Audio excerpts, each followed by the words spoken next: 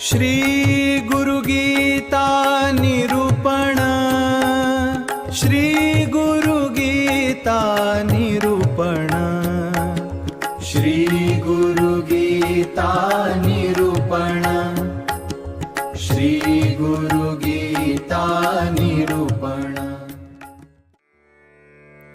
श्री गुरु गीता निरूपण ओवी 14।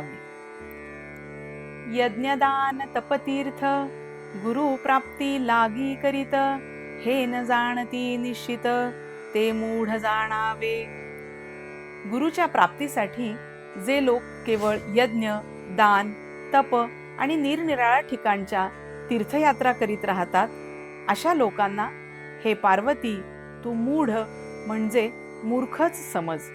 कारण ही सर्व क्रिया म्हणजे बहिरंग साधना झाली, याने गुरुतत्व साध्य होणार नाही। म्हणून परमार्थाची प्रत्येक कृती ही अंतरंगाने व्हावी। अंतरंगाने परमार्थ करणे म्हणजे मनात अतोनात भक्तिभाव व बुद्धीत केवळ परमेश्वर ज्ञानच असणे होय।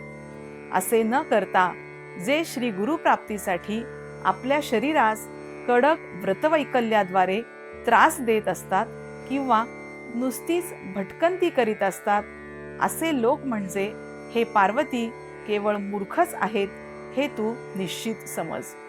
कोणत्याही कृतीत मन व बुद्धी एकाग्र व एकचित्त केल्यानेच त्याची ध्येय प्राप्ती होऊन उद्दिष्टपूर्ती होत असते। तसेच या साधनेच्या बाबतीतही आहे, हे तू ठाम समज।